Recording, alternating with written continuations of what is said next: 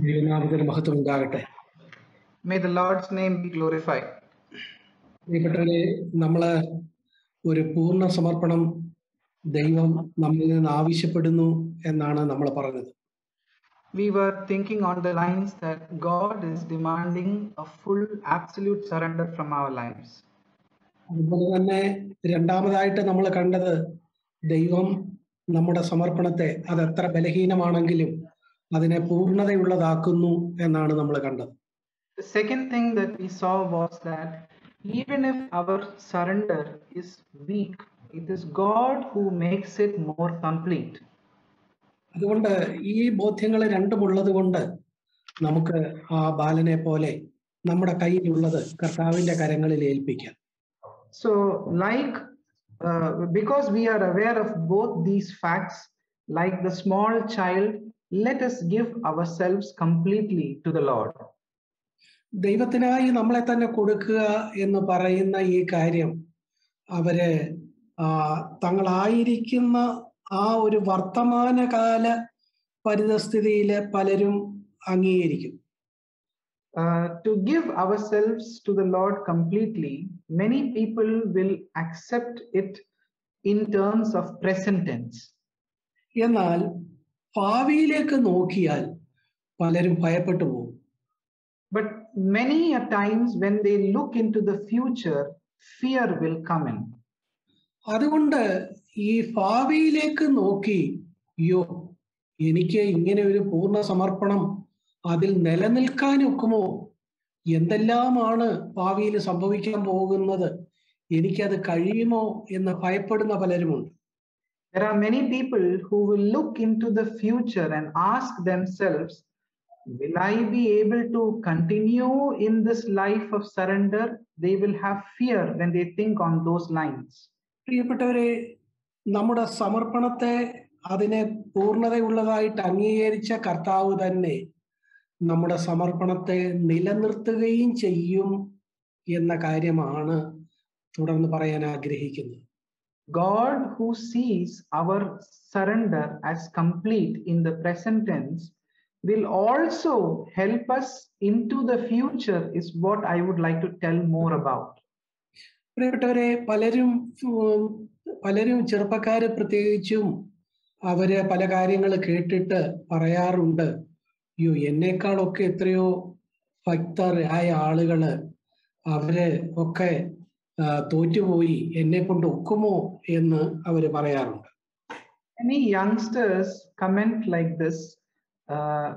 Many godly men who were very much ahead of me, they have fallen down. Then will I be able to continue in this? Is what we hear about from them. കേരളത്തിലെ ഞങ്ങൾ പാടുന്ന ഒരു ക്രിസ്തീയ പാട്ട് ഒരു stanza ചിലപ്പോ എന്നെയും പേടിപ്പിക്കാറുണ്ട്. One song that we sing in Kerala, one particular stanza even invokes fear inside me. ആ പാട്ട് ഇങ്ങനെയാണ്, എന്നിലും ഭക്തർ എന്നിലും ശക്തർ വീണു തകർന്നീ പോർക്കളത്തിൽ. That stanza's meaning is like this: there were men who were stronger than me, who were godlier than me, they have fallen in the race. അടുത്ത വരികൾ കുറച്ചുകൂടെ നമ്മളെ പേടിപ്പിക്കുന്നത്. The next lines of that stanza creates a little more fear. കാണുന്നു ഞാൻ അസ്ഥി കൂടങ്ങൾ ഭീകരം വീണപൂമാൻകളിൽ വീണവരിൽ എന്നാണ്. And that verse is meaning like this: I see a heap of skeletons in the ones who have fallen. അപ്പൊ കണ്ടോ എന്താ പാട്ടുകാരൻ പറയുന്നത്? What is the songwriter trying to tell through those verses? എന്നെക്കാളും ഭക്തരും എന്നെക്കാളും ശക്തരുമായ ധാരാളം പേര് വീണ് തകർന്ന ഒരു പോർക്കളത്തിലാണ് ഞാൻ ഈ നിൽക്കുന്നത്. I am standing in an arena where men who were godlier and mightier than me, they have fallen in this battlefield. നമ്മൾ എത്രയോ പേരുടെ കഥകളാണ് നമ്മൾ കേൾക്കുന്നത്. How many stories have we heard on these lines? അമേരിക്കയില് ഇന്ത്യക്കാരനായിട്ട് അവിടെ ചെന്ന് അപ്പോളജറ്റിക്സിലൊക്കെ വലിയ നേതൃനിരയിൽ നിന്ന ഒരു ദൈവദാസൻ അടുത്തിടെ മരിച്ചുപോയി. അത് കഴിഞ്ഞപ്പോൾ പല കാര്യങ്ങൾ കേൾക്കുകയാണ്. An Indian man who went to America and who was well known in the realm of apologetics. He died recently, and after his death, many things are being heard about him these days. വളരെ ബഹുമാനത്തോടെ വളരെ ആദരവോടെ നമ്മൾ കണ്ടിരുന്ന ഒരു ദൈവഭക്തി. A man whom we saw with a lot of respect and honor was this man. ഇന്ന് കാണുന്നു ഞാൻ അസ്ഥികൂടങ്ങൾ ഭീകരം വീണപോയി വീണപൂമാൻകളിൽ വീണവരിൽ പാട്ടുകാരൻ പറയുന്നു. The songwriter is telling, I see today a big heap of bones and skeletons among the ones who have fallen in the battlefield. അപ്പോ ഈ ഒരു ഭാവിയിലേക്ക് നമ്മൾ നോക്കുമ്പോഴാണ്, അല്ലെങ്കിൽ നമ്മുടെ ചുറ്റുപാടും വീണ് തകർന്ന് കിടക്കുന്ന ഈ അസ്ഥികൂടങ്ങളെ കാണുമ്പോഴാണ് നമ്മൾ ഭയപ്പെട്ടു പോകുന്നത്. So it is when we see these people who have become skeletons and bones today, this fear is coming within us. പ്രിയപ്പെട്ടവരെ, എന്നാൽ വളരെ ധൈര്യത്തോടെ ദൈവത്തിന്റെ കൃപയിൽ ആശ്രയിച്ച് ഞാൻ പറയട്ടെ, നമ്മുടെ സമർപ്പണത്തെ അതിനെ എത്ര ലഘുവായിരുന്നെങ്കിലും അതിനെ പൂർണ്ണതയായി സ്വീകരിച്ച കർത്താവ് നമ്മുടെ സമർപ്പണത്തെ നിലനിർത്താനും ശക്തനാണ്. With depending on the Lord's grace, let me tell like this, that even if our surrender is weak, God is able to keep on sustaining our act of surrender. ഞാൻ ഇതിനോടുള്ള ബന്ധത്തിൽ ഇങ്ങനെ ചിന്തിക്കാറുണ്ട്. I used to think like this about this, like on these lines. നമ്മൾ ഈ വഴിയിലൂടെ ഒക്കെ നടന്നു പോകുമ്പോൾ എത്ര കാറുകളാണ് ബ്രേക്ക് ഡൗൺ ആയിട്ട് വഴിയിലെല്ലാം കിടക്കുന്നത്. When we are traveling on the roads, how many cars we see on the side lanes broken down. അങ്ങനെ ഈ ബ്രേക്ക് ഡൗൺ ആയിട്ട് കിടക്കുന്ന കാറുകളെ നോക്കിക്കൊണ്ട് നടന്നാൽ നമുക്ക് എന്തെങ്കിലും ഒരു കാറ് സ്വന്തമായിട്ട് വാങ്ങിക്കാനുള്ള ധൈര്യം തോന്നുമോ? If you will look on the sides on the many number of cars that have broken down during their traveling, will you get any strength to buy a car for your own self? നമ്മൾ പുതുതായിട്ട് തുടങ്ങിയ ഒരു car കമ്പനിയുടെ ഷോറൂമിൽ ചെന്ന് നമ്മുടെ ഈ ആകാംക്ഷയും നമ്മുടെ ഈ അപ്രിഹെൻഷനും ഒക്കെ അവിടെയുള്ള ആളോട് പങ്കുവെക്കുന്നു എന്നിരിക്കട്ടെ. Imagine that you are going to a car shop's showroom and you are expressing all these fear that you have to the salesman over there. ആ സെയിൽസ്മാൻ നമ്മളെ നോക്കി ചിരിച്ചിട്ട് പറയും, സാറേ ഇത് നോക്കിയാൽ നിങ്ങൾക്ക് ഒരു കാർ വാങ്ങിക്കാൻ ഒക്കുകയില്ല, നിങ്ങൾ ധൈര്യമായിട്ട് ഇവിടുന്ന് വാങ്ങിച്ചുകൊണ്ട് പൊക്കോ. The salesman will assuredly tell this man with a laughing face, if you will keep all this fear looking at all the broke down cars, you can never buy a car. You confidently go ahead, buy a car and leave. ഇവിടെ നിന്ന് വാങ്ങുന്ന കാറിന് എന്തെങ്കിലും ചില പ്രയാസങ്ങൾ വരികയാണെങ്കിൽ ഈ നമ്പറിൽ ഒന്ന് വിളിച്ചാൽ മതി, ഞങ്ങൾ വന്ന് അത് മെയിൻറ്റെയിൻ ചെയ്തോളാം, അത് ഭംഗിയാക്കി തരാം, സാറിന്റെ കാർ ഒരിക്കലും വഴി കിടക്കുകയില്ല, ധൈര്യമായിട്ട് വാങ്ങിച്ചുകൊണ്ട് പോകും എന്ന് പറയും. Salesman will assure that person by telling, you go ahead, buy the car, and if at all you have any problem with the car, call on this number, we will come and make sure your car is maintained. പ്രിയപ്പെട്ടവരെ, ഞാൻ പറഞ്ഞത് വ്യക്തമായി എന്ന് കരുതുന്നു. നമ്മളെ ചുറ്റും കാണുന്ന അസ്ഥികൂടങ്ങളെ കണ്ട് പേടിച്ചു നിന്നാൽ നമുക്കൊരിക്കലും ഈ വഴിയിൽ മുന്നോട്ട് പോകാൻ ഒക്കുകയില്ല.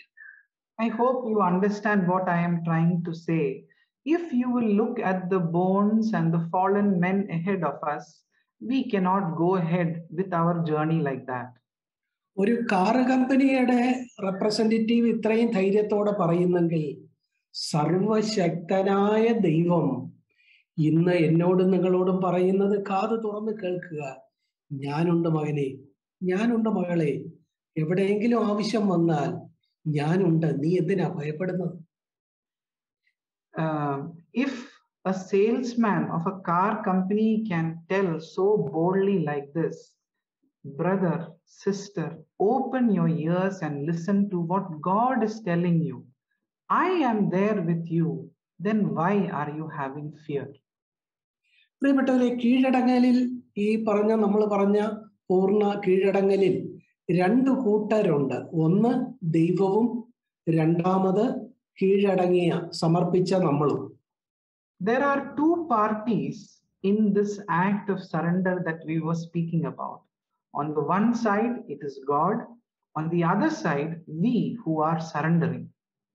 ഈ ദൈവമുമ്പാകെ ഒരു സമർപ്പണത്തിലേക്ക് വരുമ്പോൾ നമ്മൾ ഈ രണ്ട് കക്ഷികളും വേറിട്ട് നിൽക്കുകയല്ല, രണ്ടുപേരും കൂടെ ചേർന്ന് ഒരു പാർട്ട്ണർഷിപ്പ് ആരംഭിക്കുകയാണ്. അഥവാ നമ്മുടെ ഭാഗത്തൊരു കുറവ് വന്നാൽ അത് മെയിൻറ്റെയിൻ ചെയ്യാൻ സർവശക്തനായ സർവകൃപാലുവായ ദൈവമുണ്ട്. അതുകൊണ്ട് ഭയപ്പെടണ്ട. The two parties who is doing this act of in this act of surrender, the two parties are not standing on their own as separate individuals, but they are coming into a contract, into a partnership. And God, who is very loving and who is very forbearing, he is assuring that if there is any lack, I will help you to fulfill. ഈ പ്രപഞ്ചം ആരംഭിച്ചിട്ട് എത്ര കോടി വർഷമായി ഇങ്ങനെയുള്ള കണക്കൊന്നും സത്യത്തിൽ എനിക്ക് അറിഞ്ഞുകൂടാ. ഈ സൂര്യൻ ഉദിക്കാൻ തുടങ്ങിയിട്ട് എത്ര വർഷമായി കാണും എനിക്കറിയില്ല. I don't know the count of the number of years that the sun has risen. I am not aware of the count of those days. പ്രിയപ്പെട്ടവരെ, എങ്കിലും സൂര്യൻ എന്തോ ധൈര്യത്തില് ഓരോ ദിവസവും സന്ധ്യയ്ക്ക് നമ്മളോട് ടാറ്റ പറഞ്ഞ് ശരി നാളെ കാണാം എന്ന് പറഞ്ഞു പോകുന്നത് എന്ത് ധൈര്യത്തില? നാളെ അതിന് ഉദിക്കാൻ കഴിയുമെന്ന് എന്ത് ഉറപ്പാ ഉള്ളത്? But think like this, what confidence does the sun have while it is setting down and it is telling a bye-bye to you and telling tomorrow morning I will see you? What confidence does the sun have? സൂര്യനുള്ള ഒരേ ഒരു ആത്മവിശ്വാസം ഇതാണ്, ഞാന് ദൈവത്തിന്റെ മുമ്പാകെ ഞാൻ എന്നെ തന്നെ എന്നും ഉദിക്കാനായിട്ട് സമർപ്പിച്ചിരിക്കുന്നു. ഇങ്ങനെ കീഴടങ്ങിയ എന്നെ നിലനിർത്തിക്കൊള്ളും ദൈവം, സർവശക്തനായ ദൈവം. ഇതാണ് സൂര്യന്റെ ധൈര്യം എന്ന് ചിന്തിക്കാം. Let us think like this, that the confidence that the sun has to say like this is, I have entrusted my being to arise like this tomorrow in the power of God. I have given myself into him who is able to do the thing in me. എന്നോട് കീഴടങ്ങാൻ ആവശ്യപ്പെട്ട ദൈവം എന്നെ നിലനിർത്തുകയും ചെയ്യും. ഇതാണ് പ്രപഞ്ചത്തിൽ നമ്മൾ കാണുന്ന സൂര്യനാകട്ടെ ചന്ദ്രനാകട്ടെ എല്ലാ സൃഷ്ടികളും നമ്മളോട് വാക്കും ഭാഷണവും കൂടാതെ പറഞ്ഞുകൊണ്ടിരിക്കുന്നത്. അതിൽ നിന്ന് നമുക്കൊരു പാഠമെടുത്ത് നമുക്കും ധൈര്യത്തോടെ മുന്നോട്ട് പോകാം. The lesson that we have to learn from the nature, the sun, the stars, who has been commanded by God to surrender, is taking shelter and refuge in the fact that God will help me to rise up tomorrow. So let us learn that lesson from the nature into our life. പ്രിയപ്പെട്ടവരെ, ദൈവത്തിന്റെ സർവശക്തിയുണ്ട്, ദൈവത്തിന്റെ കൃപയുണ്ട്, പരിശുദ്ധാത്മാവിന്റെ സഹായമുണ്ട്, കർത്താവായ യേശുക്രിസ്തുവിന്റെ ജീവിത മാതൃകയുണ്ട്. Dear ones, the eternal power of God, the Holy Spirit, the life of Jesus as an example, all these things are there for us. നമ്മള് ഇത് പറയുമ്പോൾ തന്നെ നമുക്ക് ഇനിയും മുന്നോട്ടുള്ള ജീവിതത്തിൽ, സമർപ്പിച്ചു കഴിഞ്ഞ ജീവിതത്തിൽ ഇനി ഒരു പ്രയാസവും ഉണ്ടാകുകയില്ല, ഒരു പ്രശ്നവും ഉണ്ടാകുകയില്ല എന്ന് കരുതരുത്. Having said all these things are there, do not imagine that in the days to come you will not come across difficulties or trials. പക്ഷേ നമ്മൾ കർത്താവായ യേശുക്രിസ്തു നമുക്ക് മാതൃകയും മുന്നോടിയുമാണെന്ന് നമ്മൾ പറഞ്ഞല്ലോ. ഈ കാര്യത്തോടുള്ള ബന്ധത്തിൽ കർത്താവിന്റെ ജീവിതം തന്നെ നമുക്ക് വേഗത്തിൽ ഒന്ന് നോക്കാം. We know and have heard that the life of Jesus is as always an example to us. Let us look into the life of Jesus on the lines we were thinking. നമ്മള് നോക്കുക, നമ്മള് കർത്താവായ യേശു ക്രിസ്തു അവിടുന്ന് കഴിഞ്ഞകാല നിത്യതയിൽ തന്നെ പിതാവിന്റെ മുൻപാകെ സമർപ്പിച്ചതാണ്.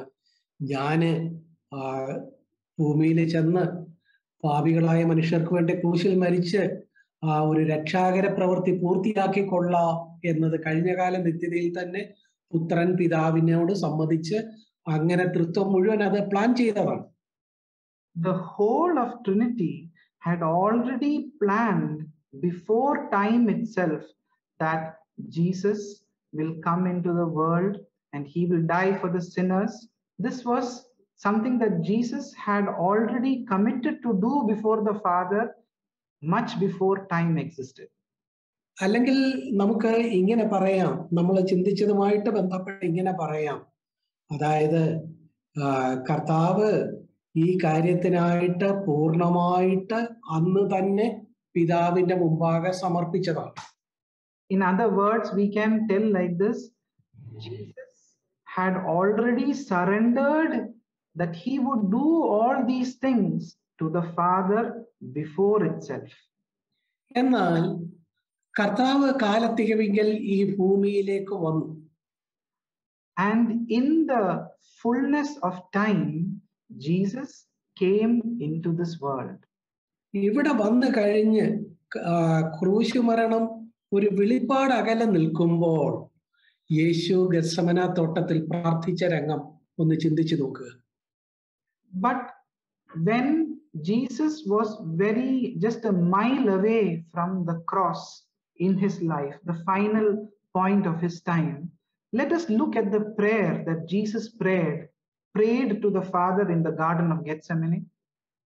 ലൂക്കോസിന്റെ സുവിശേഷം 22-ാമത്തെ അധ്യായം അതിന്റെ 39 മുതൽ 46 വരെയുള്ള വാക്യങ്ങളിൽ കർത്താവ് നേരിട്ട ആ പ്രയാസത്തിന്റെ ഒരു നേർചിത്രം നമുക്ക് കാണാൻ കഴിയും.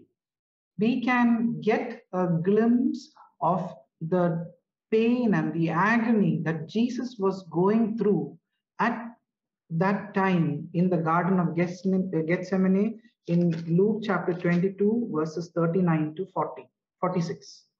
അതിന്റെ 41-ാം വാക്യം, തന്റെ ശിഷ്യന്മാരെ അവിടെ വിട്ടിട്ട് കർത്താവ് ഒരു കല്ലേറ് ദൂരത്തോളം വാങ്ങിപ്പോയി മുട്ടുകുത്തി. Verse 41, he withdrew from them about a stone's throw and he knelt down and began to pray. അടുത്ത വാക്യം നോക്കുക, പിതാവേ നിനക്ക് മനസ്സുണ്ടെങ്കിൽ ഈ പാനപാത്രം എങ്കിൽ നിന്ന് നീക്കണമേ, എങ്കിലും എന്റെ ഇഷ്ടമല്ല നിന്റെ ഇഷ്ടം തന്നെ ആകട്ടെ എന്ന് പ്രാർത്ഥിച്ചു. Father, if you are willing, remove this cup from me, yet not my will but yours be done. 44-ാം വാക്യം, പിന്നെ അവൻ പ്രാണവേദനയിലായി അതിശ്രദ്ധയോടെ പ്രാർത്ഥിച്ചു. അവന്റെ വിയർപ്പ് നിലത്ത് വീഴുന്ന വലിയ ചോരത്തുള്ളി പോലെയായി. Verse 44, and being in agony, he was praying very fervently, and his sweat became like drops of blood falling down upon the ground. അപ്പോൾ എന്ത് സംഭവിച്ചു? 43-ാം വാക്യം, അവനെ ശക്തിപ്പെടുത്തുവാൻ സ്വർഗത്തിൽ നിന്ന് ഒരു ദൂതൻ അവന് പ്രത്യക്ഷനായി. And when he was praying like that, what happened? We read in verse 43, now an angel from heaven appeared to him, strengthening him. കണ്ടോ പ്രിയപ്പെട്ടവരെ, യേശു ഈ ക്രൂശുമരണത്തിനായിട്ട് നേരത്തെ ഒരു മുടിനാരിന്റെ വ്യത്യാസം പോലും ഇല്ലാതെ പൂർണ്ണമായിട്ട് പിതാവിന്റെ മുമ്പാകെ സമർപ്പിച്ചതല്ലേ?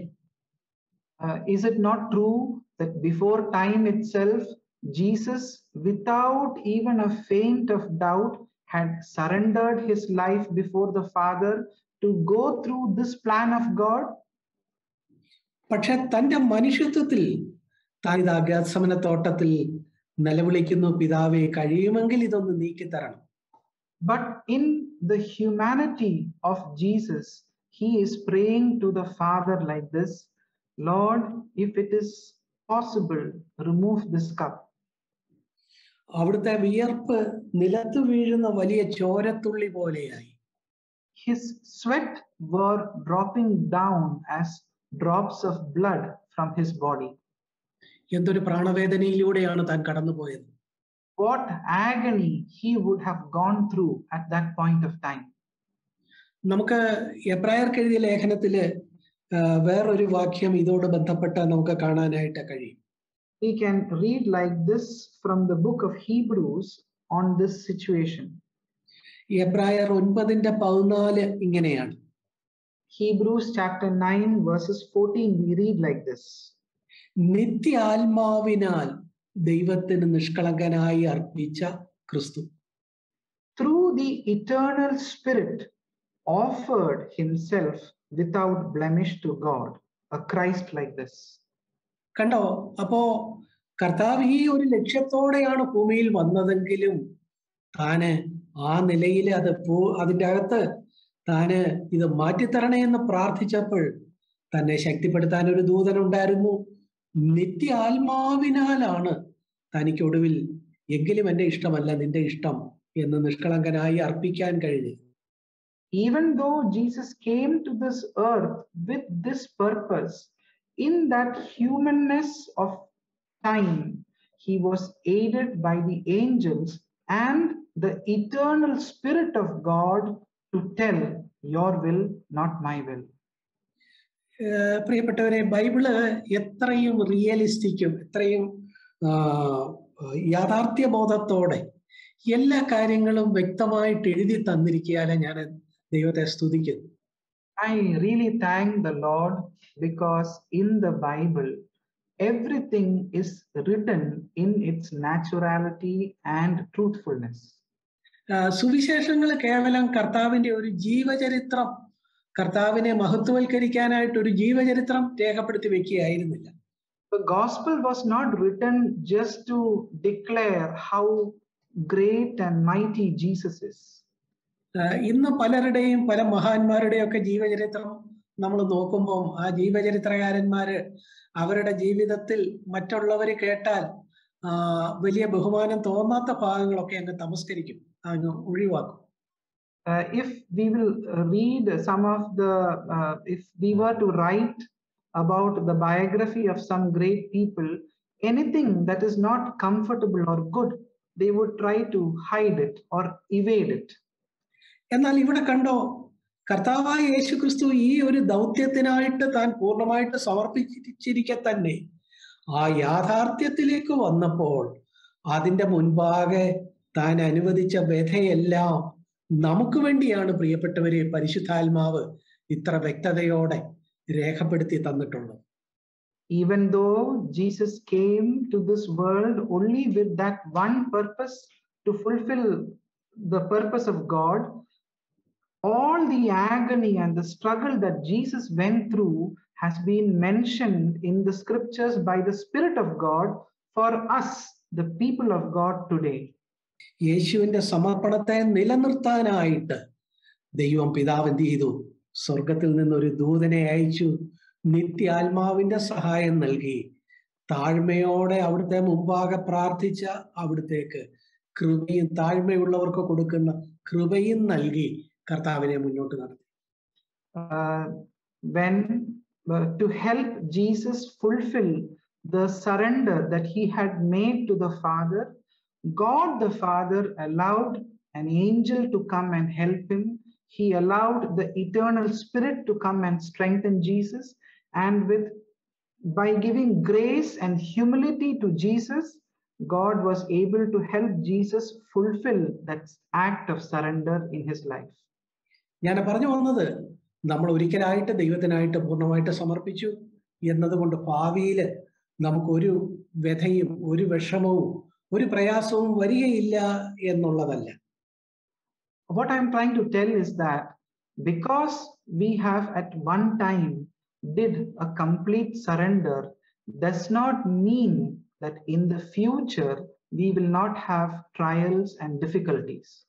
പക്ഷേ പ്രിയപ്പെട്ടവരെ, നമ്മെ സ്നേഹിക്കുന്ന വലിയവനായ ദൈവം താഴ്മയോടെ നിന്നാൽ നമുക്ക് കൃപ തരും, നമ്മളെ ശക്തിപ്പെടുത്തും, പരിശുദ്ധാത്മാവിന്റെ സഹായവും നൽകി നമ്മുടെ ആ സമർപ്പണത്തെ നിലനിർത്തി മുന്നോട്ട് പോകാൻ അവിടുന്ന് സഹായിക്കും.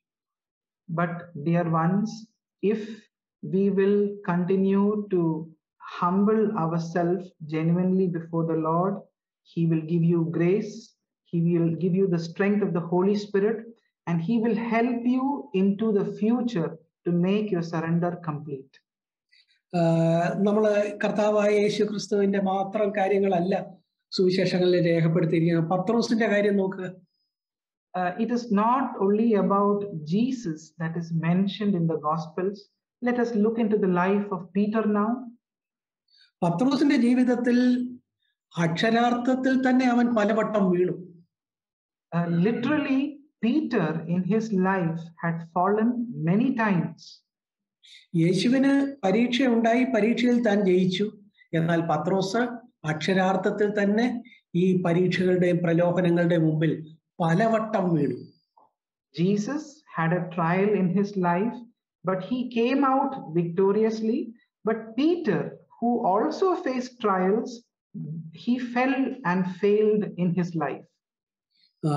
പത്രോസിന്റെ ജീവചരിത്രത്തില് ഈ കാര്യങ്ങളൊക്കെയും വളരെ പച്ചയായിട്ട് നമുക്ക് രേഖപ്പെടുത്തി തന്നിരിക്കുന്നത്, പ്രിയപ്പെട്ടവരെ, സമർപ്പണത്തെ ദൈവം നിലനിർത്തും എന്ന കാര്യം വ്യക്തമാക്കാൻ കൂടിയാണ്. The real raw truth of Peter falling and God helping him to keep his act of surrender has been written to us so that it may be a comfort and a learning thing to us. എന്ന് തന്നല്ല, പത്രോസ് പലവട്ടം വീണ്ടെടുത്തു നിന്ന് അവനെ വീണ്ടും യഥാസ്ഥാനപ്പെടുത്തിയ ദൈവം അവനെ അവന്റെ പഴയ തെറ്റുകളുടെ ഓർമ്മ പോലും ഇല്ലാത്തവനാക്കി വളരെ ശക്തനായിട്ട് നിലനിർത്തും. Not only that God has helped him to forget all his past failures, but we see that God is helping him to stand up as a bold man into the future. അപ്പോസ്തല പ്രവൃത്തി 3-ാം അധ്യായത്തില് ഇതാ പിറവിയിലെ മുടന്തനായ ഒരുവനെ സൗഖ്യപ്പെടുത്തിയ ആ രംഗത്തിന് ശേഷം പത്രോസ് പ്രസംഗിക്കുന്ന ഇടത്ത് പത്രോസ് ഉപയോഗിക്കുന്ന ഒരു പ്രയോഗം ഞാന് അതിന്റെ മുമ്പിൽ അത്ഭുതപ്പെട്ട് പലവട്ടം നിന്നിട്ടുണ്ട്. I have always stood with wonder when I look into the message that Peter is giving after the incident of healing the lame beggar. ഈ പിറവിയിലെ മുടന്തനായ അവനെ സൗഖ്യമാക്കിയതിനു ശേഷം പത്രോസും യോഹന്നാനും കൂടെ നിൽക്കുമ്പോൾ എല്ലാവരും വിസ്മയം കൊണ്ട് ശലോമോന്റെ മണ്ഡപത്തില് അവിടെ എന്നു പേരുള്ള മണ്ഡപത്തിൽ അവരുടെ അടുക്കൽ ഓടിക്കൂടി എന്നാണ് 11-ാം വാക്യത്തിൽ നമ്മൾ വായിക്കുന്നത്. After healing the man who was born as a lame man from his birth, we see that people came with a lot of amazement when they were standing at the portico of Solomon. That's what we read in chapter 3 verse 11. തുടർന്ന് ഇത്രയും ആൾക്കൂട്ടത്തെയൊക്കെ കണ്ടപ്പോൾ പത്രോസിനൊന്നും പ്രസംഗിക്കാതിരിക്കാൻ ഒക്കുകയില്ല. When all the big crowd gathered, it could not be possible that he keep mum. He had to give a message to the people who had gathered before him. അങ്ങനെ പ്രസംഗിച്ചപ്പോ ആവർത്തിക്കുന്ന ഒരു പദപ്രയോഗത്തെ കുറിച്ച് പറയാനാണ് ഞാൻ വന്നത്. When he was giving this message to the people who had gathered before him, he was referring to a phrase many times in his message. That is what I wanted to highlight. അവിടെ അതിന്റെ 13-ാമത്തെ വാക്യം 14-ാം വാക്യമൊക്കെ നോക്കുക. അവിടെ പത്രോസ് പറയുന്നത് പീലാത്തോസ് ഇവനെ വിട്ടയക്കാൻ ആഗ്രഹിച്ചിട്ടും നിങ്ങളൊക്കെ കൂടെ എന്ത് ചെയ്തു? നിങ്ങളൊക്കെ കൂടെ അവനെ ക്രൂശിക്കാനായിട്ട് ഏൽപ്പിച്ചു കൊടുത്തു എന്ന കാര്യം ഈ ഓടിക്കൂടിയ ജനത്തിന്റെ മുഖത്ത് നോക്കി വിരല് ചൂണ്ടി പത്രോസ് പറയുക. Paul is reminding in verse Patros is reminding the people who have gathered in front of him in verse 13 that even when Pilate wanted to let go of Jesus, pointing fingers at that crowd, he is telling, you gave him up back to be crucified. 13-ന്റെ അവസാനവും 14-ന്റെ ആദ്യ ഭാഗവും ഇങ്ങനെ വായിക്കുന്നു. അവനെ വിട്ടയപ്പാൻ വിധിച്ച പീലാത്തോസിന്റെ മുമ്പിൽ വെച്ച് നിങ്ങൾ തള്ളിപ്പറയുകയും ചെയ്തു. പരിശുദ്ധനും നീതിമാനുമായവനെ നിങ്ങൾ തള്ളിപ്പറഞ്ഞു. In verse 13 and 14, we read like this: Pilate, when he had decided to release him, you disowned the holy and righteous one and asked for a murderer to be granted in return. മലയാളത്തില് തള്ളിപ്പറഞ്ഞു എന്ന വാക്ക് 2 വട്ടം ആവർത്തിക്കുന്നുണ്ട്. In the Malayalam Bible, it is 2 times mentioned that you rejected him, you disowned him. പ്രിയപ്പെട്ടവരെ, നമ്മളാണ് പത്രോസിന്റെ സ്ഥാനത്ത് നിന്ന് പ്രസംഗിക്കുന്നത് എന്നൊന്ന് സങ്കല്പിച്ചു നോക്ക്. For a moment, imagine that you are standing in the shoes of Peter and you are the one who's preaching to the crowd. പത്രോസ് ആവേശത്തിൽ പ്രസംഗിക്കുക, നിങ്ങൾ അവനെ തള്ളിപ്പറഞ്ഞു, നിങ്ങൾ അവനെ തള്ളിപ്പറഞ്ഞു എന്ന് പറയുമ്പോ ഒരു ഇടിമുഴക്കം പോലെ സ്വന്തം മനസാക്ഷിയിൽ ഒരു ചോദ്യം ഉയരുകയല്ലേ, പത്രോസെ നീ പിന്നെന്തുവാ ചെയ്തത്? With all zeal pointing at the crowd, when you tell you disowned them, you disowned him, will not like a striking lightning hit back into your heart, then what was the other thing that you did in your life? How different were you in your life? ഈ തള്ളിപ്പറഞ്ഞ ആൾക്കൂട്ടം ഒന്നും അല്ലെങ്കിൽ Covid വന്നാൽ ഒരു രോഗസൗഖ്യം പ്രാപിച്ചു, ഭക്ഷണം അപ്പം നുറുക്കി കൊടുത്തപ്പോൾ തൃപ്തരായി, ഇങ്ങനെയൊക്കെയുള്ള കേവലം കൊച്ചു ചില അനുഗ്രഹങ്ങളൊക്കെ കർത്താവിൽ നിന്ന് പ്രാപിച്ചിട്ടുള്ളൂ. It is possible that the people in the crowd would have received small miracles or blessing, like maybe they were fed with, they were hungry, or they got some healing from the Lord Jesus. That would have been the type of people. എന്നാൽ നീയോ പത്രോസെ, നീ എന്തെല്ലാം നന്മകളാണ് കർത്താവിൽ നിന്ന് പ്രാപിച്ചത്, നീ എന്നിട്ട് തള്ളിപ്പറഞ്ഞു, എന്നിട്ട് ഈ നിന്നേക്കാൾ കുറഞ്ഞ കുറ്റം ചെയ്ത ഇവരുടെ മുഖത്ത് നോക്കി നിങ്ങളാ തള്ളിപ്പറഞ്ഞു, നിങ്ങളാ തള്ളിപ്പറയുന്നതെന്ന് പറയാൻ മനസാക്ഷി കുത്തില്ലേ? But you, Peter, what all blessings you have received from Jesus and what all things you have experienced with Jesus, but yet you are pointing your finger at them and telling you are the one who disowned them. Don't you have a prick of conscience within you?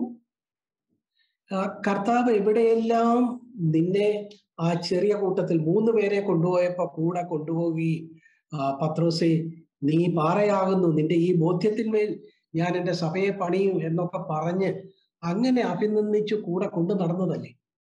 Didn't Jesus take you along with the 3 when on the Mount of Transfiguration? Did he not tell Peter, on you the rock the church will be built? How much he has elevated you? അങ്ങനെയൊക്കെ ചെയ്ത നീ നടത്തിയ വീരവാദങ്ങൾ എന്തൊക്കെയായിരുന്നു? Peter, you who has been honored by the Lord, what all boasting you have done to the Lord Jesus? എല്ലാവരും തള്ളിപ്പറഞ്ഞാലും ഞാൻ നിന്നെ തള്ളിപ്പറയുകയില്ല എന്നൊക്കെ എല്ലാവരും പറഞ്ഞത്. Did you not tell like this, even if everybody disowns you, I will not disown you? Was it not your own words to Jesus? എന്നിട്ട് ഇതെല്ലാം മറന്നിട്ട് ഇപ്പൊ പാവപ്പെട്ട ജനത്തിന്റെ മുഖത്തിന് നേരെ വിരൽ ചൂണ്ടി നിങ്ങൾ തള്ളിപ്പറഞ്ഞു, നിങ്ങൾ തള്ളിപ്പറഞ്ഞു എന്ന് പറയാൻ നാണമില്ലേ? Are you not ashamed because you are pointing at these weak people and telling you are the one who disowned him, you are the one who disowned him? പ്രിയപ്പെട്ടവരെ, ഈ പറഞ്ഞതെല്ലാം ശരിയല്ലേ? Dear ones, every statement that we tell about Peter, are they all not correct? നമ്മളാണ് പത്രോസിന്റെ സ്ഥാനത്ത് നിന്ന് പ്രസംഗിച്ചുകൊണ്ടിരിക്കുന്നതെങ്കിൽ ഈ ചോദ്യങ്ങളൊക്കെ നമ്മുടെ മനസ്സിലേക്ക് ഉയർന്നു വന്നാൽ നമ്മൾ പ്രസംഗം പകുതിക്ക് നിർത്തലാക്കി, പ്രിയപ്പെട്ടവരെ നിങ്ങളെക്കാളെല്ലാം പാപി ഞാനാണ്, ഞാനിത് പറയാൻ യോഗ്യനല്ലേ എന്ന് പറഞ്ഞ് നമ്മൾ അവിടെ നിന്ന് പലായനം ചെയ്തേക്കും. If we were standing in the shoes and all these arguments were coming against us, we would have really stopped our message in the middle and told, I am not worthy to tell all this, and we would have backed out from that preaching. പക്ഷെ പത്രോസ് ആ പ്രസംഗം ആ നിലയിൽ ഒരു കുറ്റബോധമില്ലാതെ പൂർത്തിയാക്കിയത് അവൻ വലിയ തട്ടിപ്പുകാരനായതുകൊണ്ടാണ്. Do you think that Peter was able to complete his message to that crowd because he was a hypocrite or he was trying to have trickery in his heart? ഞാൻ അതിനെ പറയാൻ ആഗ്രഹിക്കുന്നത് ഇങ്ങനെയാണ്. കർത്താവ് അവൻ തള്ളി പറഞ്ഞത് ക്ഷമിച്ചു കൊടുത്തപ്പോ അതിന്റെ കുറ്റബോധത്തിന്റെ ലാഞ്ചന കൂടെ അവന്റെ മനസാക്ഷിയിൽ നിന്ന് തുടച്ചെടുത്ത് അവനെ ആ നിലയിൽ സ്വതന്ത്രനാക്കി വിട്ടു. I would like to tell about this like this. When Jesus restored him, Jesus had forgiven even the stain of guilt inside him and made him bold thereafter. His forgiveness was complete. ഞാൻ പറഞ്ഞു വന്നത്, നമ്മൾ പൂർണ്ണമായിട്ട് സമർപ്പിച്ചവരാണെങ്കിലും ഭാവിയിൽ മുന്നോട്ട് പോകുമ്പോൾ ഒരുപക്ഷെ പത്രോസിനുണ്ടായതുപോലെയോ ഒക്കെയുള്ള ചില കാര്യങ്ങൾ നമുക്കും വന്നെന്ന് വരാം. What I was trying to tell was, even though we are believers who have surrendered our lives, when we go into the future, we can also face circumstances like Peter did in his life. പക്ഷെ അങ്ങനെ സംഭവിച്ചാൽ വീണിടത്ത് നിന്ന് എഴുന്നേറ്റ് വീണ്ടും കർത്താവിന്റെ രക്തത്താലുള്ള കഴുകൽ പ്രാപിച്ച് വീണ്ടും മുന്നോട്ട് പോകുക, നമ്മുടെ മനസാക്ഷിയെ ദൈവം തന്നെ എല്ലാ കുറ്റബോധത്തിൽ നിന്ന് തുടച്ചെടുത്ത് നമ്മളെ മുന്നോട്ട് നടത്തും. When you fall down, get cleansed by the blood of Jesus, and God will lead you on because of the forgiveness of the blood of Jesus. 1 യോഹന്നാൻ 1-ാം അധ്യായം 7 മുതൽ 9 വരെയുള്ള വാക്യങ്ങൾ നമുക്കറിയാം. യേശുവിന്റെ രക്തം സകല പാപവും പോക്കി നമ്മെ ശുദ്ധീകരിക്കുന്നു. നമ്മുടെ പാപങ്ങളെ ഏറ്റുപറയുന്നുവെങ്കിൽ അത് ക്ഷമിപ്പാൻ തക്കവണ്ണം നീതിമാനും ആ നിലയില് വിശ്വസ്തനുമാണ് കർത്താവ്. എത്ര വലിയ ഉറപ്പ്! What assurance we have when we read from the verse 1 John 1:7. If we walk in the light and we with one another, the blood of Jesus, the Son, cleanses us from all sin.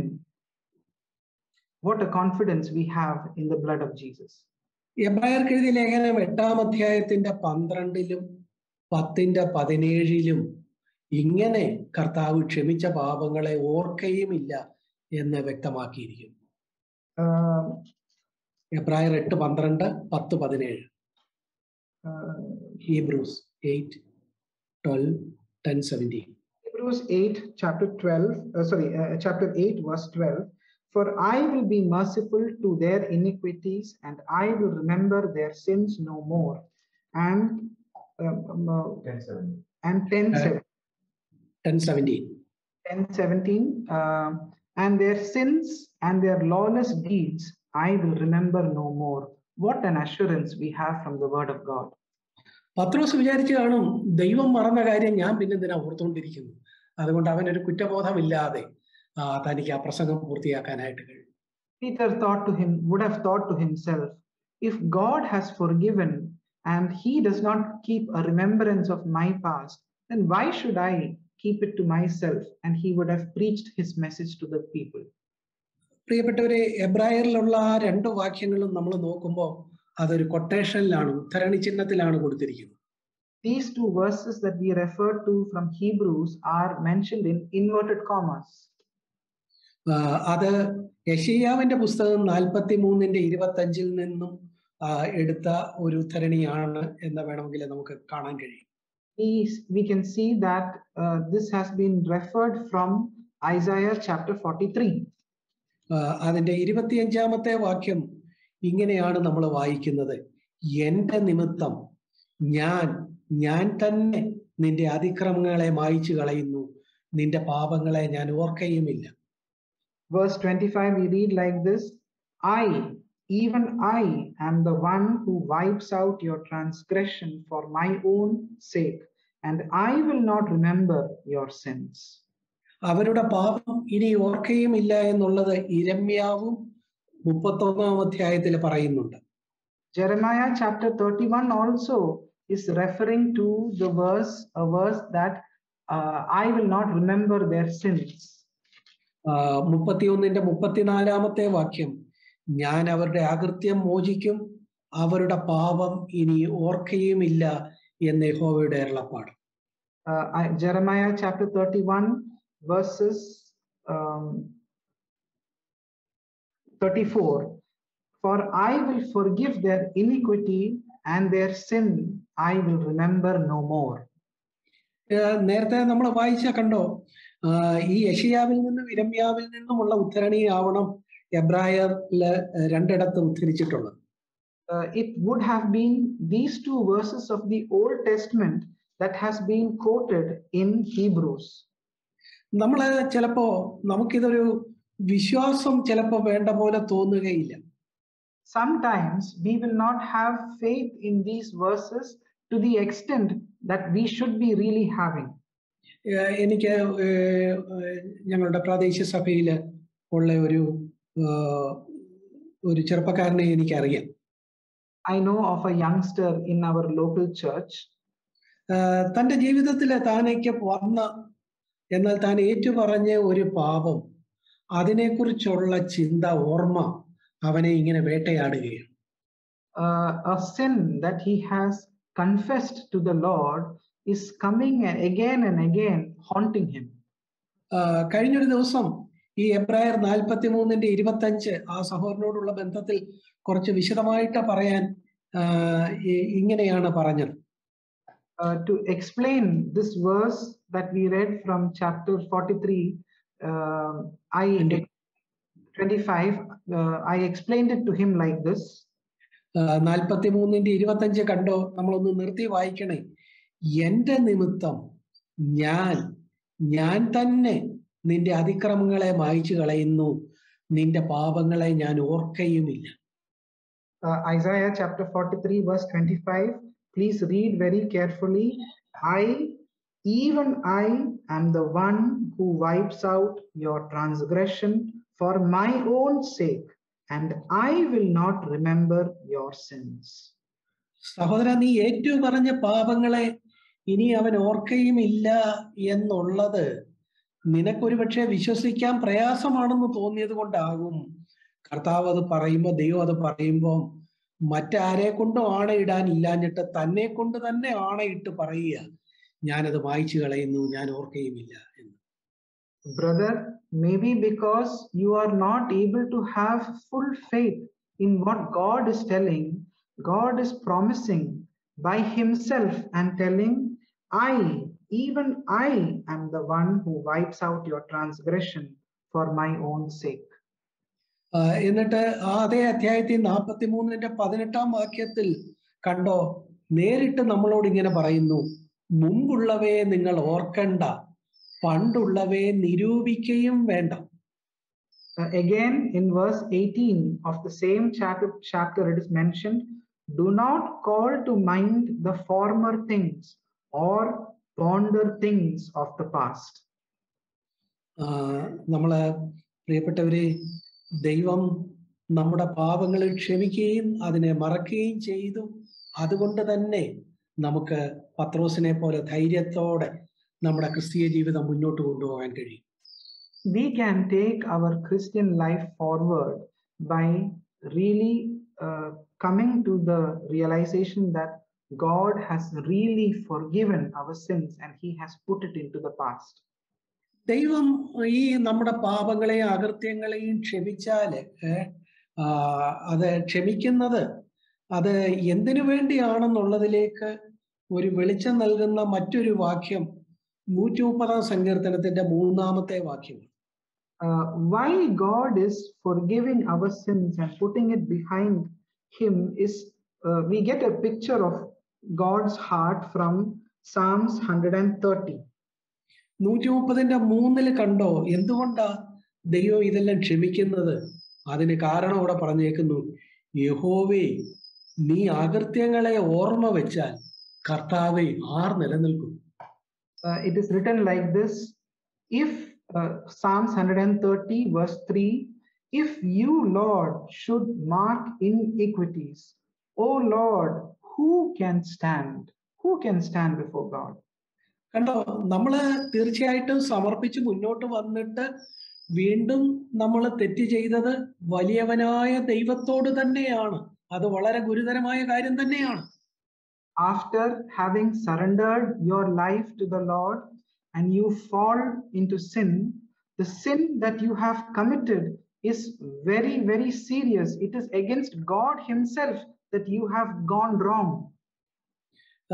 പ്രിയപ്പെട്ടവരെ, ചെയ്ത ആ പാപത്തിന്റെ ഗുരുത്വത്തെക്കാൾ അത് ആർക്കെതിരെ ചെയ്തു എന്നുള്ളത് കൊണ്ടാണ് അത് ഏറ്റവും ഗുരുതരമായ ഒരു തെറ്റായിരിക്കുന്നത്. ദൈവത്തിനെതിരെയാണ് നമ്മൾ പാപം ചെയ്യുന്നത്. It becomes more serious, not the kind of sin that you are doing, but it is against whom that sin that you are doing is being committed. That is why sin is more serious. ഒരേ കാര്യം തന്നെ നമ്മൾ രണ്ടു പേർക്കെതിരെ ചെയ്താൽ അതിന് രണ്ട് ഗൗരവങ്ങളാവുള്ളത്. അത് നിങ്ങൾ കണ്ടിട്ടുണ്ടോ? Have you noticed this? The same thing that you do to two individuals, it has two impact. It has two seriousness. ഒരു ദൈവഭക്തൻ ഈയിടെ ഒരു ഉദാഹരണമായിട്ട് അത് ഇങ്ങനെ പറയുന്നത് കേൾക്കാനിടയായി. I was able to listen to this as an example from a man of God like this. ഒരു മകന് അപ്പനോട് ദേഷ്യം വന്നിട്ട് അവന്റെ കാലേ കിടന്ന ചെരുപ്പെടുത്ത് അപ്പന്റെ നേരെ എറിഞ്ഞു. അപ്പന്റെ ദേഹത്ത് കൊണ്ടില്ല, അപ്പന്റെ നേരെ എറിഞ്ഞു. One son, he got so furious against his father. What he did was he removed his sandals and threw towards the father. It did not touch the father, but he threw in the direction of the father. അവൻ ചെയ്യാൻ പാടില്ലായിരുന്നു, തീർച്ചയായിട്ടും തെറ്റാണ്. പക്ഷേ അത് ആ പിതാവ് അവന്റെ തന്റെ മകനാണല്ലോ, തന്നെ പോലെ തന്നെ മുൻകോപിയ എന്നൊക്കെയുള്ള കൺസെഷൻ എല്ലാം കൊടുത്ത് അവരപ്പനും മോനും കൂടി ഇച്ചിരി കഴിയുമ്പോൾ ഒന്നായി തീരും. What the son has done is definitely something that he should not have done. But when the father realized that my son is also short-tempered like me, he gave that allowance, and after some time, the father and the sons became friends together. എന്നാൽ ഇതേ മകൻ തന്നെ നമ്മൾ ചിന്തിക്കുക, ഇന്ത്യയിലേക്ക് American president ആയിരുന്ന Trump വന്നു. ട്രംപിന്റെ നേരെ ഈ മകൻ ഈ കാലേ കിടന്ന് ചെരുപ്പെടുത്ത് എറിഞ്ഞു എന്നിരിക്കട്ടെ. കാര്യം എങ്ങനെയാണ്? Let us now think for a moment. This same son was removing the sandal that was there on his leg on the President Trump who was coming to India. What would have been the situation? അത് വലിയ രാജ്യദ്രോഹവും ഏതാണ്ടെല്ലാം ആയി. അവനെ പിന്നെ ജയിലിൽ കൊണ്ടുപോയി ജീവിതകാലത്ത് അവൻ വെളിച്ചം കാണും, എനിക്ക് അറിഞ്ഞുകൂടാ അതിന്റെ. എന്നാലും വളരെ ഗൗരവമായിട്ട് അത് എടുക്കും. അത് ആരുടെ നേരെ എറിഞ്ഞു എന്നുള്ളതാണ് പ്രശ്നം. I don't know what would have been the consequence of that young boy.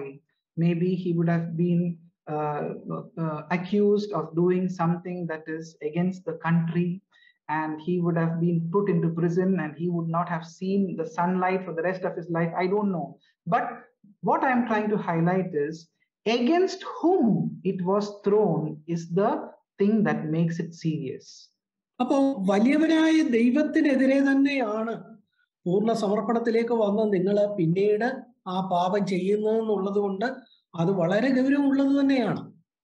So once you have done a total surrender to God, and later on when you sin in your life, because that act of sin is towards the great God, it is something very serious. അത് ദൈവം തന്നെ പൂർണ്ണമായിട്ട് ക്ഷമിക്കുകയും മറക്കുകയും ചെയ്തില്ലെങ്കിൽ നമുക്ക് എന്താ ഒരു രക്ഷയുള്ളത്? If God Himself will not forgive that act of sin that we committed against Him, what hope we would have before God? അതുകൊണ്ടാണ് 130-ാം സങ്കീർത്തനത്തിലെ സങ്കീർത്തനക്കാരൻ പറയുന്നത്, യഹോവേ നീ അകൃത്യങ്ങളെ ഓർമ്മ വെച്ചാൽ, കർത്താവെ നീ അത് മറക്കാതിരുന്നാൽ ആർക്ക് നിലനിൽക്കാൻ ഒക്കും? ആർക്കെങ്കിലും നിലനിൽക്കാൻ ഒക്കുമോ? കാരണം അത് വളരെ ഗൗരവമുള്ളതാണ്. പക്ഷെ നീ തന്നെ അത് ക്ഷമിക്കുകയും നീ തന്നെ അത് മറക്കുകയും ചെയ്തിരിക്കുന്നു. ഇത് ബാക്കിയാ 139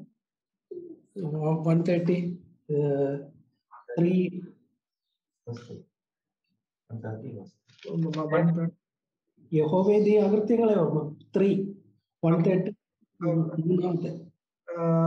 That is why it is told that, Lord, if you should mark our iniquities, if you will remember our iniquities, O Lord, who can stand? കണ്ടോ പ്രിയപ്പെട്ടവരെ, ദൈവം ആ നിലയിൽ അതിന്റെ ഓർമ്മ പോലും തന്റെ ഹൃദയത്തിൽ നിന്ന് എന്നേക്കുമായിട്ട് മായ്ച്ചു കളയും. ഇങ്ങനെയൊക്കെയാണ് നമ്മുടെ സമർപ്പണത്തെ അവിടുന്ന് നിലനിർത്തി മുന്നോട്ട് പോകുന്നത്. God will forgive our sins and forget it.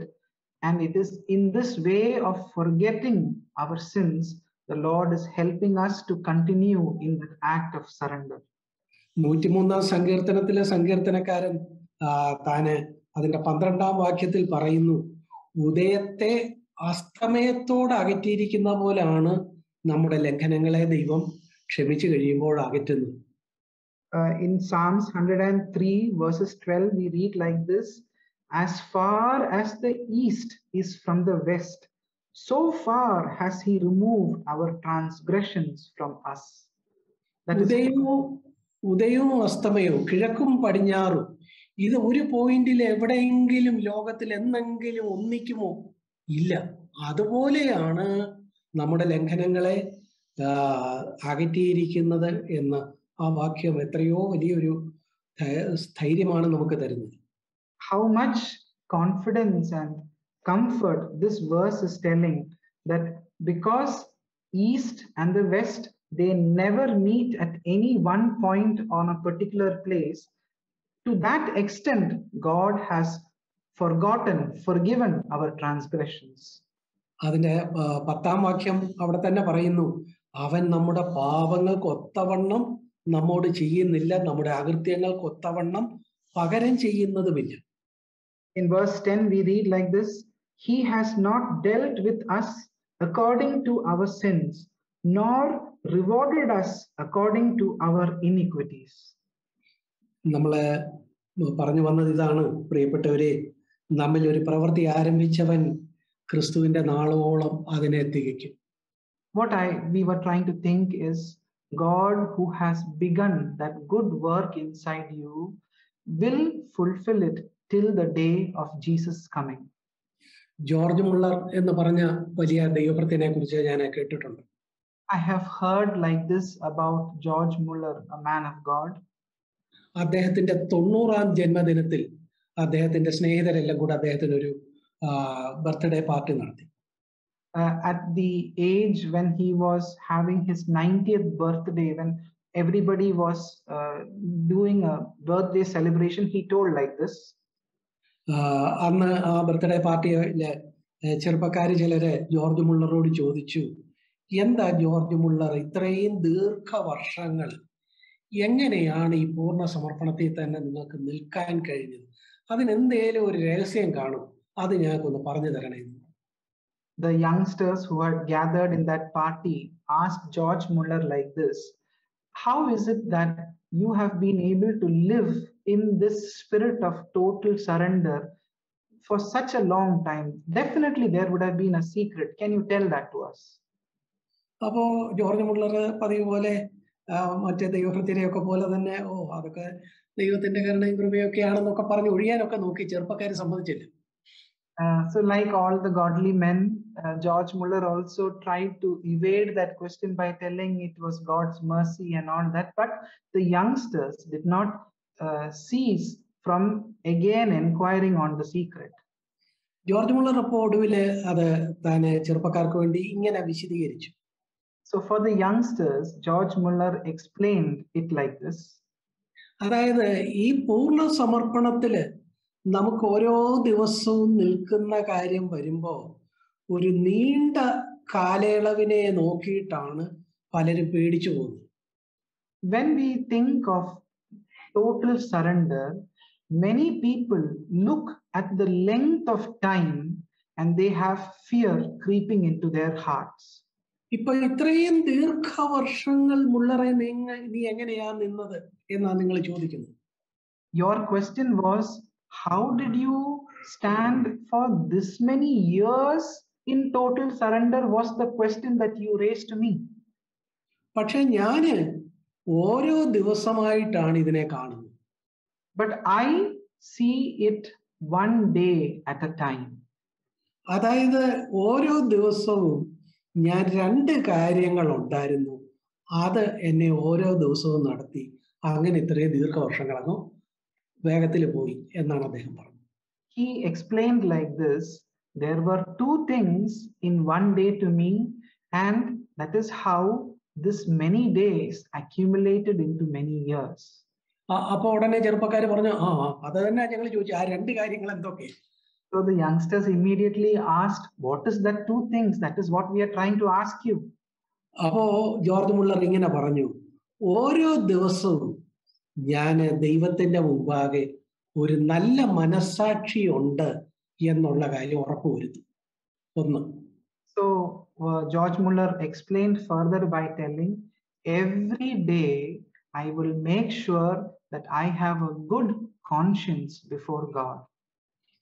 അതായത് ദൈവം മുമ്പാകെ ഒരു നല്ല മനസ്സാക്ഷി എന്ന് പറയുമ്പോൾ വാക്കിലെ, വിചാരത്തിലെ, പ്രവർത്തനങ്ങളിലെ, മനോഭാവങ്ങളില് എവിടെയെങ്കിലും എന്തെങ്കിലും ഒരു പാപമുണ്ടോ ഉണ്ടെങ്കിൽ അത് ദൈവത്തിന്റെ മുമ്പാകെ അത് ഏറ്റുപറഞ്ഞ് കർത്താവിന്റെ രക്തത്താലുള്ള കഴുകല് തന്റെ മനസാക്ഷിയിൽ നേടി താൻ ദൈവം മുമ്പാകെ ഒരു നല്ല മനസാക്ഷി ആ ദിവസം തനിക്കുണ്ട് എന്നുള്ളത് താൻ ഉറപ്പുവരുത്തും.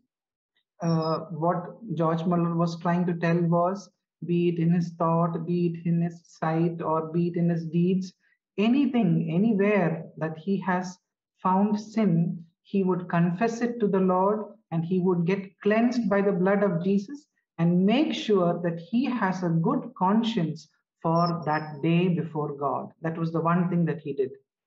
രണ്ടാമത്തെ കാര്യം, ഞാൻ വചനം വായിക്കുകയും പ്രാർത്ഥിക്കുകയും ചെയ്ത് അവയിലൂടെ ദൈവത്തോടുള്ള ആ സംസർഗം ഞാൻ ആ ദിവസം നിലനിർത്തും. The second thing what he told was, I would pray and I would read the word of God and I would keep my fellowship with God for that day. എന്നിട്ട് അദ്ദേഹം പറഞ്ഞു, ഇത് എത്ര എളുപ്പമുള്ള കാര്യമോ അല്ലേ, 2 കൊച്ചു കാര്യങ്ങൾ, ഇത്രയല്ലേ ഉള്ളൂ, ഇതൊന്നും വലിയ കാര്യമൊന്നും അല്ലെന്ന് പറഞ്ഞു. ചെറുപ്പക്കാരൊരു പുഞ്ചിരിയോടെ അവർ ആ രംഗത്ത് നിന്ന് നിഷ്ക്രമിച്ചു. He just laughed and told, such a very small thing these 2 things are. Is it not very easy? And the youngsters went away. പ്രിയപ്പെട്ടവരെ, സത്യത്തില് വലിയ കാര്യം വല്ലതും ആണോ ഈ സമർപ്പണത്തെ നിലനിർത്തുക എന്ന് പറയുന്നത്? 2 കൊച്ചു കാര്യങ്ങൾ. Dear ones, is keeping total surrender something very great? It is just hinging on these 2 things. ഒന്നാമത്, ഓരോ ദിവസമായിട്ട് ജീവിക്കുക. ഓരോ ദിവസത്തിന് അന്നന്നത്തെ ദോഷം മതി എന്ന് പറയുന്നത് പോലെ ഓരോ ദിവസമായിട്ട് ജീവിക്കുക. One, as we read, every day has its own trouble. We must learn to live one day at a time. എന്നിട്ട് ആ ദിവസം ദൈവത്തിന്റെ മുമ്പാകെ ഒരു നല്ല മനസാക്ഷി ഉണ്ടെന്ന് കിടക്കാൻ പോകുന്നതിന് മുമ്പോ അത് ഉറപ്പുവരുത്തുക. And on that one day before you go to bed, make sure that you have a good conscience with God. അന്ന് ആ ദിവസം ദൈവത്തോടുള്ള കൂട്ടായ്മയിൽ പ്രാർത്ഥനയാകട്ടെ, വചനവായനയാകട്ടെ, ഈ കാര്യങ്ങളിലൂടെ ദൈവത്തോടുള്ള ആ ബന്ധം നിലനിർത്തി എന്ന് ഉറപ്പുവരുത്തുക. On that one day, make sure, maybe through prayer or maybe through reading the word of God, make sure that we have and we are maintaining that fellowship with God. പ്രിയപ്പെട്ടവരെ, നമ്മൾ പറഞ്ഞു വന്നത് ദൈവം തന്നെ നമുക്ക് ഈ സമർപ്പണത്തെ നിലനിർത്താനുള്ള സഹായം ചെയ്യും എന്നാണ് പറഞ്ഞത്. What we were thinking was, God himself will help us to live in that spirit of total surrender. എവിടെയെങ്കിലും പാളിച്ച വന്നാൽ അതിനുള്ള പ്രതിവിധി ദൈവം തന്നെ ചെയ്തു വെച്ചിട്ടുണ്ട്. And if anywhere in that journey you fall short of that surrender, God himself has found a remedy for it. അത് സ്വീകരിച്ച് ദൈവമുമ്പാകെ താഴ്മയോടെ ഓരോ ദിവസമായിട്ട് ജീവിച്ചാൽ ഇത് വലിയൊരു കാര്യമല്ല, പേടിക്കുന്നത് പോലെ വലിയ കാര്യമല്ല. And if you will accept that remedy that God has kept for you, and you will live your life one day at a time, this living of total surrender is not a big task. നമുക്ക് ഒടുവിലായിട്ട് ഈ സമർപ്പണവുമായിട്ട് ബന്ധപ്പെട്ട് ഒരു കാര്യം കൂടെ പറഞ്ഞ് ഞാൻ എൻ്റെ വാക്കുകൾ അവസാനിപ്പിക്കാം. I would like to end my words by telling one more thing about total surrender. നമ്മൾ പറഞ്ഞത് ദൈവം പൂർണ്ണ സമർപ്പണത്തെ അവിടുന്ന് ക്ലെയിം ചെയ്യുന്നു, അവിടുന്ന് അവകാശപ്പെടുന്നു എന്നാണ് ആദ്യം പറഞ്ഞത്. We first said that God demands and he requires total surrender from our lives. അവിടുന്ന് അതിന് എല്ലാ അർത്ഥത്തിലും അർഹനാണെന്നും നമ്മൾ കണ്ടു. And we also saw that he is honored and he is eligible for demanding that from our lives.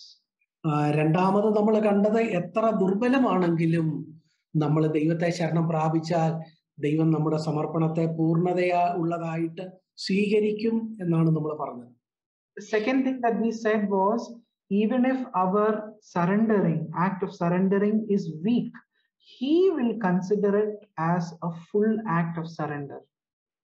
മൂന്നാമതായിട്ട് നമ്മൾ പറഞ്ഞത് നമ്മുടെ സമർപ്പണത്തെ അവിടുന്ന് നിലനിർത്താനും അവിടുന്ന് കാര്യങ്ങളെ ഒരുക്കിയിട്ടുണ്ട്, അവിടുന്ന് തന്നെ അത് ചെയ്യും.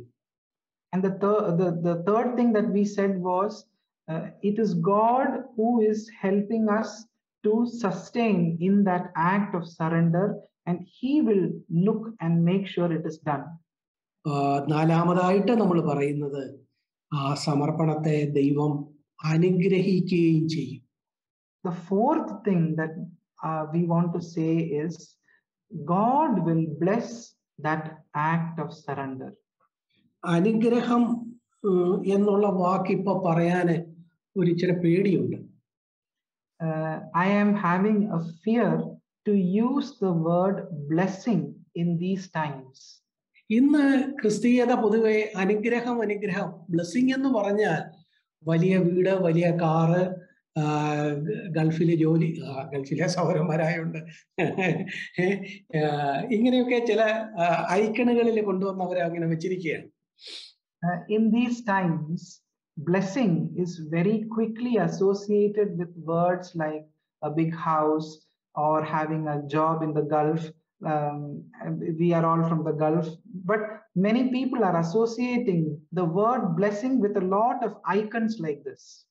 പ്രിയപ്പെട്ടവരെ, ശരിക്കുള്ള ദൈവത്തിന്റെ അനുഗ്രഹം എന്താ? But dear ones, what is really the blessing of God on one's life? ദൈവത്തിലുള്ള ഒരു സന്തോഷവും ഒരു തൃപ്തിയുമാണ് ശരിക്കുള്ള ദൈവാനുഗ്രഹം. The real blessing from God is a contentment and a joy in the Lord.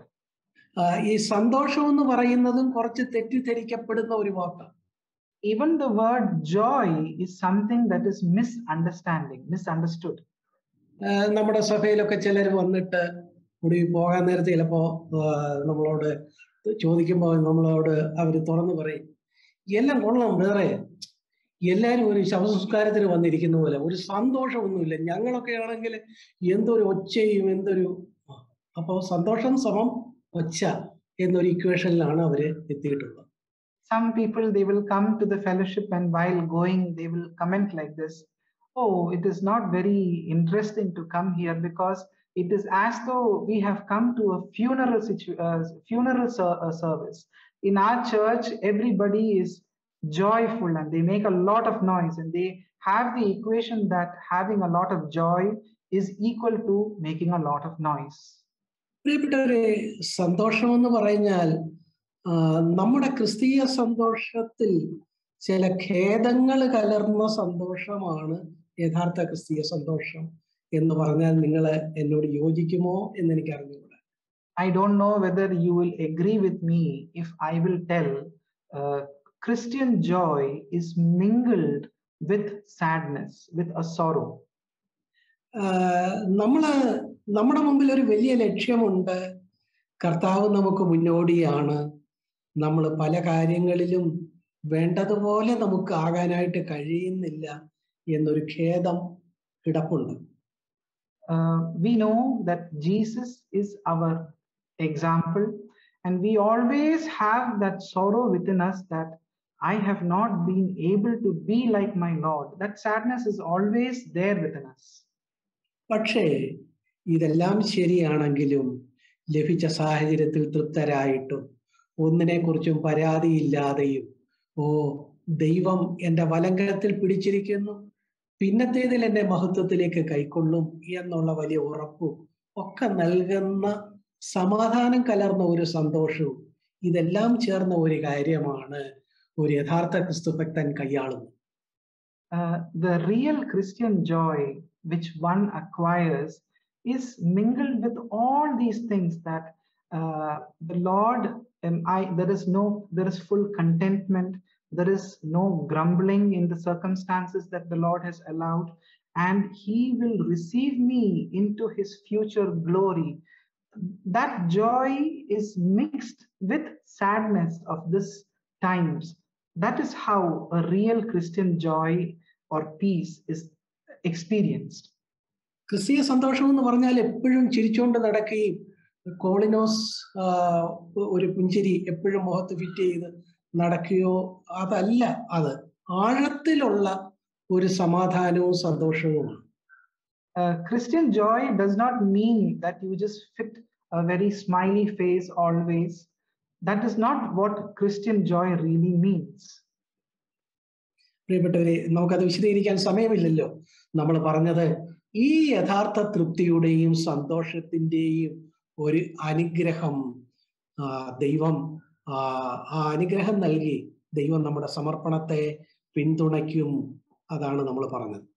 What I was trying to tell was, God will give that real blessing of contentment and joy, and He will bless the surrender that you are making towards Him. നമ്മൾ ഈ നിലയിൽ ദൈവം നമ്മളെ അനുഗ്രഹിക്കണമെന്നുണ്ടെങ്കിൽ നമ്മൾ യഥാർത്ഥത്തില് കീഴടങ്ങിയവരായിരിക്കണം, സമർപ്പിച്ചവരായിരിക്കണം. And if you want to be one who has been blessed by God, then you must be one who has accepted and who has surrendered himself completely to the Lord. എന്ന് വെച്ചാൽ അനുഗ്രഹം പകരണമെന്നുണ്ടെങ്കിൽ ആ പാത്രം ഒഴിഞ്ഞതായിരിക്കണം. If blessing has to be poured into your vessel should have been empty first of all. നമ്മൾ ബൈബിളൊക്കെ വായിച്ചോ അല്ലെങ്കിൽ എന്തെങ്കിലും വായിച്ച് നമ്മുടെ മുമ്പിൽ കൊണ്ടുവന്ന് ചായ കുടിച്ച് തീർന്നു കഴിയുമ്പോഴാണ് സഹോദരി അടുക്കളയിൽ നിന്ന് വന്ന് പിന്നെയും അത് നിറച്ചു പോകുന്നത്. It is after finishing drinking the tea that is already there in your cup, your wife will come and refill that cup in your hand. പ്രിയപ്പെട്ടവരെ, കപ്പ് ഒഴിഞ്ഞതാണെങ്കിലേ അതിൽ ചായ നിറയ്ക്കാനൊക്കൂ. Only if your cup is empty can new tea be poured into it. നീ പൂർണ്ണമായിട്ട് സമർപ്പിച്ച് ആ നിലയിൽ നീ തന്നെ ഒന്നുമില്ല, ശൂന്യമാണ്, പൂജ്യമാണ് എന്നുള്ള നിലയിൽ നിന്റെ ആ കപ്പ് ഒഴിഞ്ഞിരിക്കുമ്പോൾ ദൈവം അതിൽ ഈ സന്തോഷത്തിന്റെയും തൃപ്തിയുടെയും അനുഗ്രഹം നിറയ്ക്കും. Only when you tell Lord, I am zero, I am nothing, and you humble yourself, you lower down yourself, will be the Lord able to pour in His blessing into your cup. അതുപോലെ തന്നെ ഈ കപ്പില് നമ്മളൊരു അല്പം മഷിയോ അല്ലെങ്കിൽ ഒരു അല്പമാണെങ്കിലും ഒരു വിനാഗിരിയോ എന്തെങ്കിലും ഉണ്ടെങ്കിൽ അതിൽ ആർക്കും കൊണ്ടുവന്ന് ചായ ഒഴിക്കാനായിട്ടൊക്കെ ഇല്ല. So if in the cup that you are holding there is a small stain of ink or a little bit of vinegar found in that cup, nobody can come and pour tea into the cup that you are holding. പ്രിയപ്പെട്ടവരെ, സ്വാർത്ഥതയുടെയും കാപട്യത്തിന്റെയും ഒക്കെ ആ നിലയിലുള്ള മഷിയോ വിനാഗിരിയോ നമ്മുടെ ഈ ഒഴിഞ്ഞ കപ്പിൽ ഉണ്ടാകല്ലേ. ദൈവത്തിന് അത് അനുഗ്രഹം കൊണ്ട് നിറയ്ക്കാൻ ദൈവത്തിന് കഴിയാതെ പോകും. If you have hatred or selfishness or treachery inside your cup, God cannot come and pour anything into it. നമുക്ക് യോഹന്നാന്റെ സുവിശേഷം 17-ാം അധ്യായത്തിന്റെ 10-ാമത്തെ വാക്യം കർത്താവിന്റെ ഒരു സാക്ഷ്യം കർത്താവ് പറയുന്നത് നോക്കുക. Let us look at the testimony that Jesus is telling about himself from John 17 chapter verse 10. അത് 17-ാം അധ്യായം മുഴുവൻ യേശു പിതാവിന്റെ മുമ്പാകെ നടത്തുന്ന ഒരു പ്രാർത്ഥനയാണ്. The whole of chapter 17 is a prayer that Jesus is making to the Father. അതിന്റെ 10ാമത്തെ വാക്യം, എന്റേതെല്ലാം നിന്റേത്. And all things that are mine are yours. എന്ന് വെച്ചാൽ എന്തൊരു വലിയ സമർപ്പണം, പൂർണ്ണ സമർപ്പണം. എന്റേതെല്ലാം നിന്റേത്. What a great surrender Jesus had. Everything of mine is yours. ഇത് നേരത്തെ ആഹാബ് പറഞ്ഞതുപോലെ അല്ല. എന്റേതെല്ലാം എന്റെ പൊന്നും വെള്ളിയും എന്റെ എല്ലാം നിന്റേതാണെന്ന് പറഞ്ഞതുപോലെ വെറും വാക്കല്ലിത്. It is not like how we read about King Ahab who told all that is mine is yours. Jesus is not telling in that spirit like the King Ahab. Ahab അങ്ങനെ പറഞ്ഞത് ശരിയാണോ എന്ന് നോക്കാൻ ബെൻഹദദ് ആളുകളെ അയച്ചപ്പോ ഈ പറഞ്ഞതുപോലെയല്ല കാര്യമെന്ന് അവിടെ വ്യക്തമായി. അത് വെറും വാക്കു മാത്രമായിരുന്നു. When King Ben-Hadad sent his servants to check whether King Ahab really meant what he told, he realized that it was only words. പ്രിയപ്പെട്ടവരെ, കർത്താവ് പറയുന്നു, എന്റേതെല്ലാം പിതാവേ നിന്റേതാണ്. എന്തൊരു വലിയ പൂർണ്ണ സമർപ്പണം. Jesus is telling all things that are mine are yours. What a deep surrender Jesus has towards the Father. എന്നാൽ അതിന്റെ 2ാം ഭാഗം കണ്ടോ, നിന്റേത് എല്ലാം എന്റേതുമാകുന്നു. The second other side to it is, and yours are mine. This is the other side to it. എന്തൊരു വലിയ അനുഗ്രഹമാണത്. What a great blessing it is. പിതാവിന്റെ ആ സമൃദ്ധി മുഴുവൻ തൻ്റേതുമാണ്. അതെങ്ങനെ നേടി? എന്റേതെല്ലാം നിന്റേത് എന്ന് യാഗപീഠത്തിൽ വെച്ചപ്പോഴാണ് അതിന്റെ മേൽ അനുഗ്രഹം ചൊരിഞ്ഞത്. All the prosperity of the Father belongs to Jesus also. And how did Jesus get it? It is first because he told, all that is mine is yours. പ്രിയപ്പെട്ടവരെ, പൂർണ്ണ കീഴടങ്ങൽ, പൂർണ്ണ സമർപ്പണം അനുഗ്രഹത്തെ കൊണ്ടുവരുന്നു. A total surrender, a full surrender will bring blessings along with it. നമുക്ക് ദൈവസന്നിധിയിൽ നമ്മൾ കേട്ട വചനങ്ങൾ നമുക്ക് ദൈവസന്നിധിയിൽ വീണ്ടും അയവിറക്കാം. Let us really go back and chew what we had heard from the presence of God. നമ്മൾ ഇന്ന് കടന്നു പോകുന്ന ഒരു കാലഘട്ടം, ഇതുപോലെ ഒരു കാലം നമ്മുടെ കാലത്തോ നമ്മുടെ പിതാക്കന്മാരുടെ കാലത്തോ ഉണ്ടായിട്ടില്ല. The time that we are facing is not something that we have experienced in our time or in the times of our father. പ്രിയപ്പെട്ടവരെ, ഇതിലൂടെ ദൈവം ഒരു പക്ഷേ വിശ്വാസികളായ നമ്മളോട് ഒരു കാര്യം സംസാരിക്കുകയാണോ? Dear ones, is it possible that God is speaking to us as believers through these things?